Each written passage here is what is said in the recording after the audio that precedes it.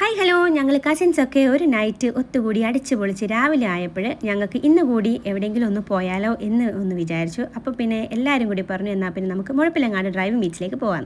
അങ്ങനെ ഞങ്ങൾ എല്ലാവരും കൂടി വൈകിട്ട് 5 മണിയാകുമ്പോൾ ബീച്ചിലെത്തി കേട്ടോ. അപ്പോൾ 5 മണിക്ക് ബീച്ചിലുള്ള ഒരു ക്ലൈമറ്റാണിത്. ശരിക്കും പറഞ്ഞാൽ ഈ ഒരു ടൈം നല്ല വെയിലായിരിക്കും ബീച്ചിൽ. നമുക്ക് ബീച്ചിൻ്റെ ആ ഒരു ആംബിയൻസും ആ ഒരു വൈബും കിട്ടണമെന്നുണ്ടെങ്കിൽ ഇച്ചിരി കൂടി ലേറ്റ് ആയിട്ട് പോകുന്നതാണ് കുറച്ചും കൂടി നല്ലത്.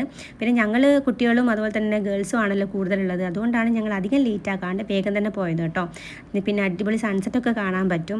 പിന്നെ ചെറിയ കുട്ടികളൊക്കെ ആദ്യമായിട്ട് ബീച്ചിലെത്തിയ ആ ഒരു എക്സൈറ്റ്മെൻറ്റ് അവരുടെ ഫേസിലൊക്കെ ഉണ്ടായിരുന്നു. അതുകൊണ്ട് തന്നെ അവർ വെള്ളത്തിലൊന്നും ആദ്യമൊന്നും ഇറങ്ങുന്നുണ്ടായില്ല. പിന്നെ ഞങ്ങളൊന്ന് ഇറങ്ങി ഞങ്ങളുടെ കൈയൊക്കെ പിടിച്ചാണ് പിന്നെ അവരൊക്കെ ഒന്ന് സെറ്റായി വന്നത്. വേദമോള് പിന്നെ എൻ്റെ കൈയും പിടിച്ച് ഞങ്ങൾ പിന്നെ വെള്ളത്തിലേക്ക് അങ്ങ് ഇറങ്ങി.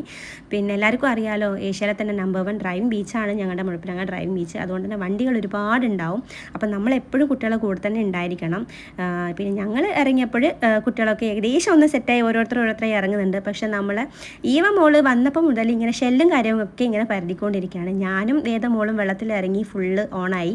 പിന്നെ ഇത് ഞങ്ങളുടെ ആഡ്ലി മോൻ ആദ്യമൊന്നും വെള്ളത്തിൽ ഇറങ്ങുന്നേ ഉണ്ടായിട്ടില്ല. ഞങ്ങളൊക്കെ കാലുമലൊക്കെ മൂപ്പറ കാല് വെച്ചിട്ടാണ് വെള്ളത്തിലൊന്നും ഇറങ്ങിയത്. പിന്നെ മോൾ ഇങ്ങനെ ഇറങ്ങി കണ്ടപ്പോഴും മൂപ്പറും സെറ്റായി, പിന്നെ വെള്ളത്തിൽ തന്നെയായി. പിന്നെ മോള് ആ ഒരു തപ്പലും എപ്പോഴും കണ്ടിന്യൂ ചെയ്തുകൊണ്ടിരിക്കുകയാണ്. പോകുമ്പോഴേക്കും കുറച്ച് ഷെല്ലൊക്കെ കിട്ടിയായിരുന്നു കേട്ടോ. പിന്നെ ഞങ്ങൾ പിന്നെ കുറച്ച് കഴിഞ്ഞപ്പോൾ ഐസ്ക്രീമൊക്കെ ഒന്ന് കുടിക്കാമെന്ന് വിചാരിച്ചു.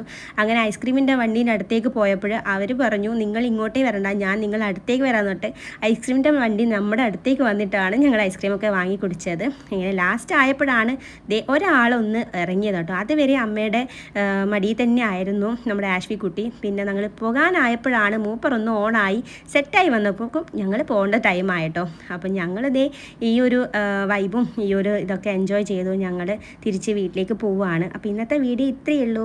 അപ്പം നമുക്ക് വീണ്ടും അടുത്ത വീഡിയോ ആയിട്ട് കാണാം. Tata, bye bye.